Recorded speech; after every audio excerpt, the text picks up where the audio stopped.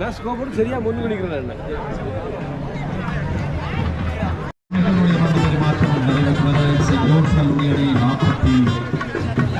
ஒரு பந்து பெருமாற்றங்களை சந்தித்து 136 ஓட்டங்களை பெற்றிருக்கின்றது. 7 இலக்க நஷ்டத்திற்கு தொடர்ந்து ஆடுகளத்திலே கமிஷன் 22 ஓட்டங்களோடும் டிவிஷன் 11 ஓட்டங்களோடும்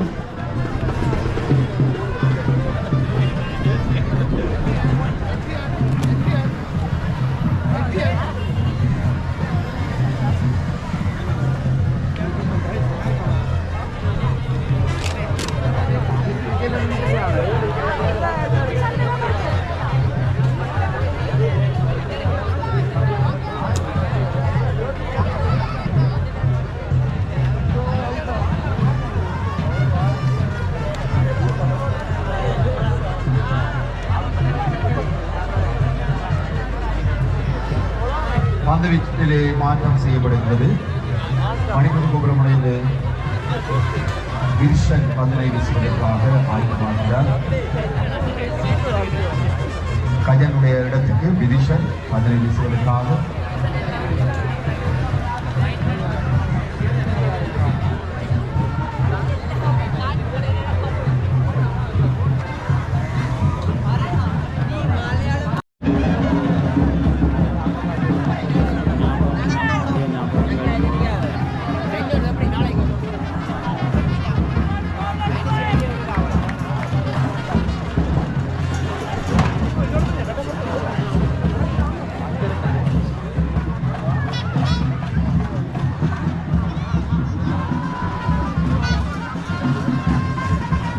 தொடர்ந்த ஆடுகளத்திலே டிவிஷன் 10 ஓட்டங்களோடு கமிஷன் 20 ஓட்டங்களோடு இப்பொழுது பூங்காமனையிலிருந்து பந்தனை வீசுவதற்காக சிமில்டன்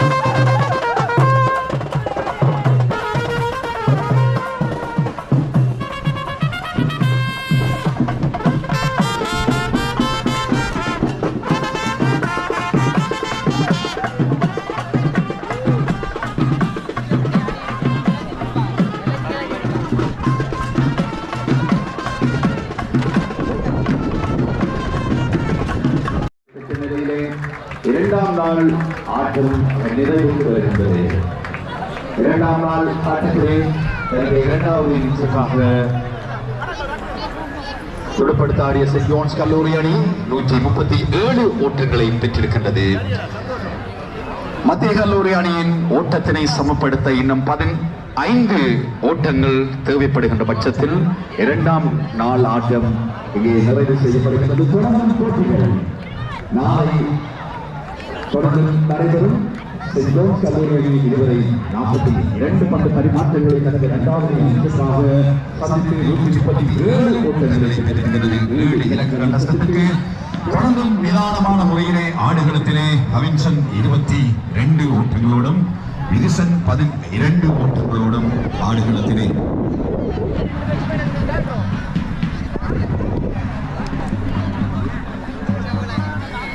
மத்திய கல்லூரி அணி தனது முதலாவது இன்னிங்ஸில் விளையாடி பெற்றுக்கொண்ட 179 ஓட்டங்களை செயின்ட் ஜோன்ஸ் கல்லூரி அணி சாதனை படுவதற்கு 15 ஓட்டங்கள். அதன் அடிப்படையில் இன்று 42 பந்து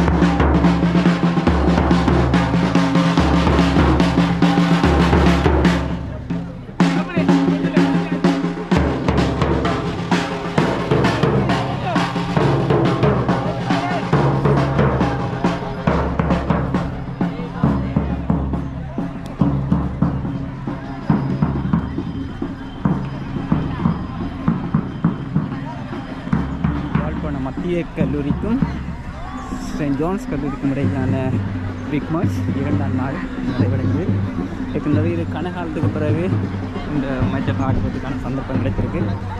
அனைவருக்கும் இது பழைய ஞாபகங்கள் நினைவுகளாக நினைக்கிறேன். அடுத்து மீண்டும் ஒரு காணொலியை சந்திக்கும் வரை